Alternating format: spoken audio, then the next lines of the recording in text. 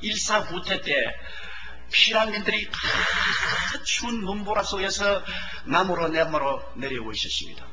그런데 만삭이 된 한 30대 부인이 남편은 군대에 나가고 혼자서 피난민 대열로 내려오다가 갑자기 걸어가다가 오니까 그 추운 겨울에 어디 갈 데도 없고 들판에서, 그래서 다리 밑에 내려가서 혼자서 어린애기를 낳았어요.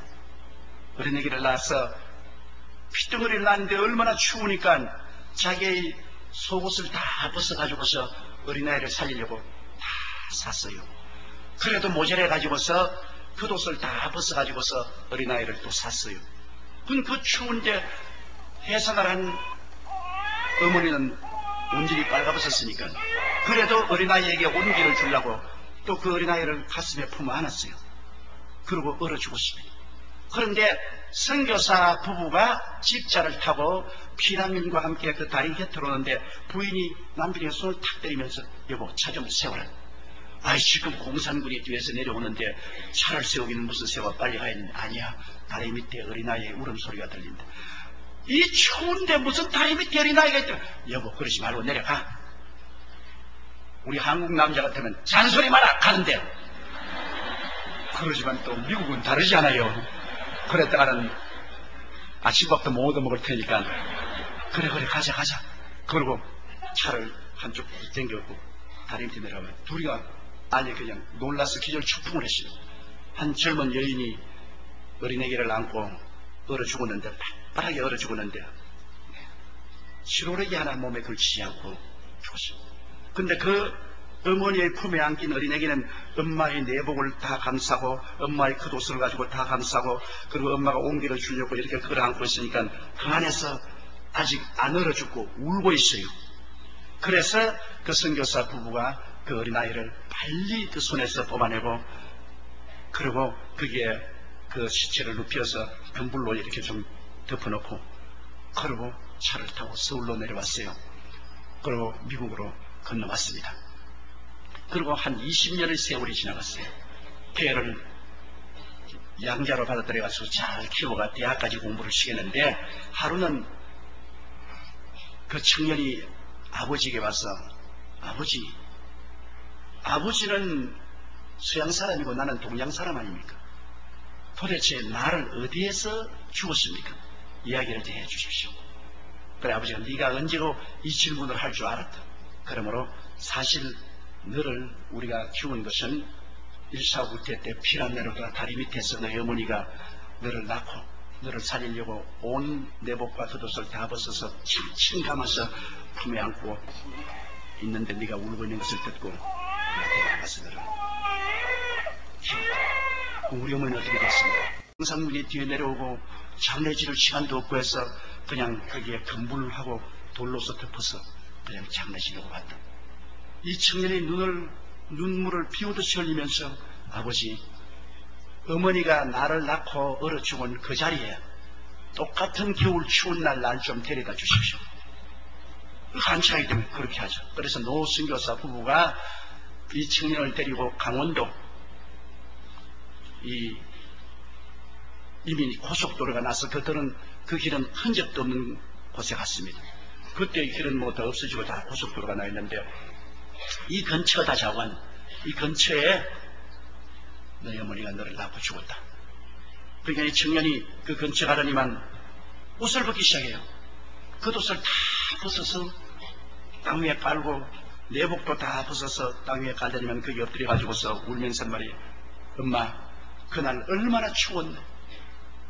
날 버리고 갔으면 될 건데 왜 날 버리지 않고 날 살리려고 그렇게 벌거벗고 죽었느냐. 엄마, 너무나 추웠지. 오늘 내 옷 입고 따뜻해 주세요. 내 내복 덮고 따뜻해 주시오. 그리고 통곡을 하고 울었다는 그 기사가 신문에 났어요. 그래서 내가 그걸 읽고 저는 마음이 약해 그런지 그냥 막 하늘게 울었어요.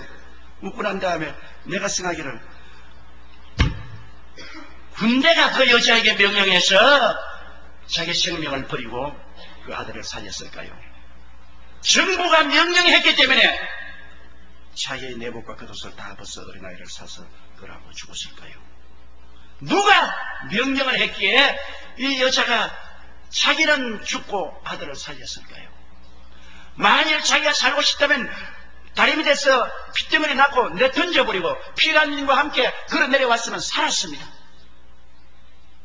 그런데 어린아이의 생명을 살리기 위해서 자기의 목숨을 버린 것은 군대가 명령해서 그런 것도 아니고 정부가 명령해서 그런 것도 아니고 누가 그렇게 해달라고 사정해서 그런 것도 아니고 어린아이를 사랑하기 때문에 사랑에 붙잡혀서 어린아이는 구원하였으나 자기 목숨을 구하지 못했습니다. 저는 그 기사를 읽고 난 다음에 예수 그리스도의 십자가가 기억이 났습니다. 로마의 군대가 예수님을 십자가에 못 박은 것 아닙니다. 대제사장이나 바리새교이나 서기관들이 공모해서 예수님을 십자가에 못 박은 건 아닙니다. 예수님은 12영이나 되는 천사를 명령해서 언제고 그들을 멸하고 내려올 수 있습니다. 그런데 예수님이 십자가에 자신을 내어주고 죽으신 것은 원수들이 말한 그대로 남을 구원하기 위해서 자기를 희생한 것입니다. 자기가 남을 구원하였으나 자기는 구원하지 못하는도다. 비록 세상 원수가 말을 했지만은 전곡을 찌르는 참말을 말했습니다. 예수님은 여러분을 구원하기 위해서 자기를 구원하지 아니한 것입니다. 만일 예수님이 십자가의 고통을 피하고 내려왔더라면 주님은 구원했으나 여러분은 여전히 죄 가운데 있고 멸망당하고 말았을 것입니다. 그렇기 때문에 하늘과 땅과 세계와 그 가운데 모든 것을 다 지은 전지전능 무소부지하신 하나님의 아들 예수님이 그렇게 허약해진 것은 사랑 때문에 그런 것입니다. 우리를 사랑하지 않았었으면 그는 당당히 그 모든 사람들을 멸하고 원수를 짓밟고 승리했겠죠. 그러나 우리를 구원하기 위해서 우리를 사랑하시기 때문에 주님은 그 모든 능력과 권세를 다 벗어버리고 한없이 연약하고 비참하게 십자가에 죽은 것입니다. 이 청년의 어머니가 30대 여인으로 핏덩어리 던져버리고 그대로 종종 걸음으로 다리 위에서 올라와서 피라민과 함께 내려왔더라면 그는 살았을 것이나 핏덩어리는 죽었을 것입니다. 그러나 어떠한 힘도 사랑의 힘보다 강한 것이 없습니다. 그 어머니는 그 어린 핏덩어리를 사랑했기 때문에 자기의 생명을 초계같이 버린 것입니다. 예수님이 여러분과 나를 너무나 사랑하기 때문에 당신의 생명을 가치없이 생각하고 십자가에 몸을 찢고 피 흘려 죽은 것입니다. 저는 예수님의 십자가의 고난을 생각할 때 너무나 감격하고 감사해서 말로 다 할 수 없습니다.